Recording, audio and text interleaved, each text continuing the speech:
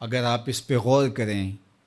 تو آداب معاشرت کا خلاصہ ہے یہ حدیث۔ آقا کریم نے ارشاد فرمایا اتنی دیر تک کوئی شخص کامل مومن نہیں ہو سکتا جب تک وہ اپنے مومن بھائی کے لیے وہ پسند نہ کرے جو اپنے لیے پسند کرتا ہے۔ ایک اچھا معاشرہ تشکیل دینے کے لیے آپ کو کوئی رہنما اصول چاہیے گا تو اس سے بہتر آپ کو کوئی اصول نہیں ملے گا۔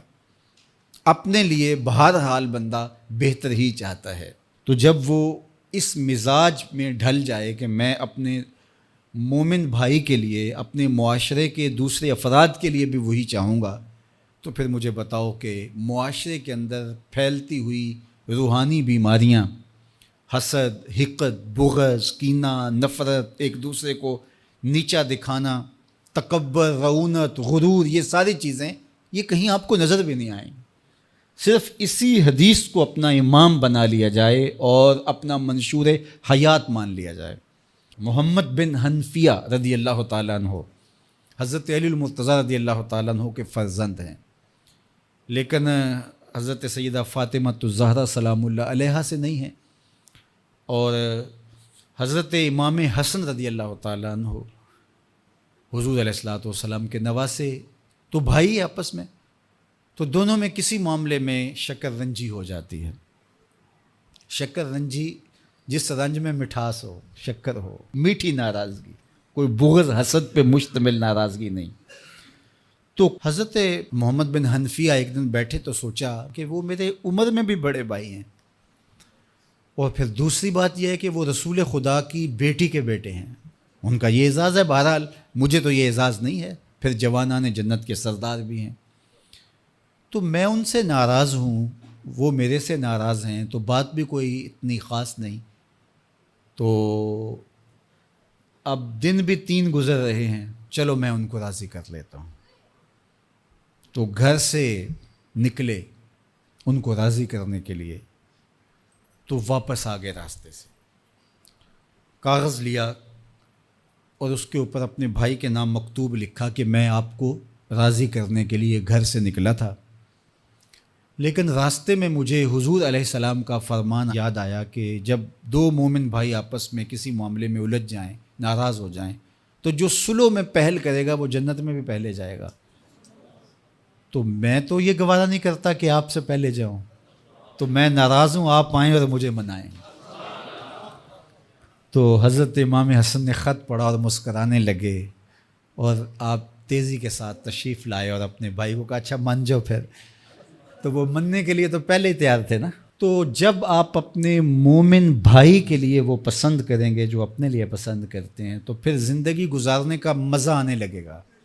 نفس روکتا ہے یہ چیز میرے پاس ہے اس کے پاس نہ ہو، یہ اعزاز میرے پاس ہے اس کے پاس نہ ہو، اور اس کی ایک اپنی لذت ہے اور وہ مادی لذت ہے، اور ایک ہے باطن کی، روح کی لذت۔ تو روح کی لذت نفس کی لذت سے کہیں زیادہ اور کہیں دیر پا اور کہیں مختلف ہے۔ اس لیے جب آپ قربانی دیتے ہیں، ایثار کرتے ہیں یا کسی کو ترجیح دیتے ہیں، تو اس کی جو روحانی لذت ہے، آپ کو بھوک لگی ہوئی ہے، تو آپ کو ایک روٹی مل گئی ہے، تو آپ کو ایک ایسا شخص نظر آیا جو آپ سے بھی زیادہ بھوکا ہے، اور آپ کسی نمائش کے لیے نہیں، محض اللہ کے رضا کے لیے اس کو روٹی دے کر کے دیکھیں، خود بھوک کاٹ کے دیکھیں، وہ مرغن کھانوں میں سرور نہیں آئے گا جو اس بھوک میں لطف آپ کو آئے گا۔ تو حضور علیہ السلام کا یہ فرمان اپنے عمل کا حصہ بنا لیں،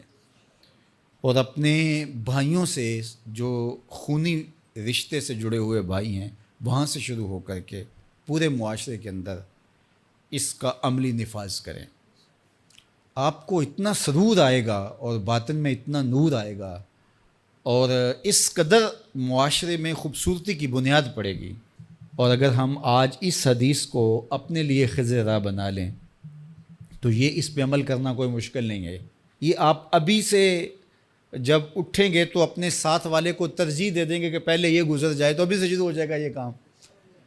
تو یہ آپ گھر میں اپنے بچوں کے ساتھ، اپنی بیوی کے ساتھ، روزمرہ کی زندگی میں جہاں ملازمت کر رہے ہیں، کاروبار کر رہے ہیں، جن دوستوں کے ساتھ کھیل رہے ہیں حتیٰ کہ،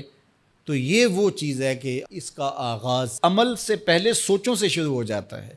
کہ آپ کسی کے لیے اچھا سوچنا شروع کر دیں. جو اپنے لیے سوچتے ہیں وہ اپنے بھائی کے لیے بھی سوچیں. ہمارے بزرگ فرمایا کرتے تھے کہ کسی کے ساتھ دوستی کا ایک حق یہ بھی ہے کہ اس کی آخرت کے لیے سوچا جائے کہ یہ میرا دوست ہے تو دنیا میں میرے ساتھ ہے تو حشر میں بھی جنت میں میرے ساتھ ہو. تو اس کی ہدایت کے لیے اگر نماز نہیں پڑھتا تو اس کو نماز کی طرف لے کر آئیں.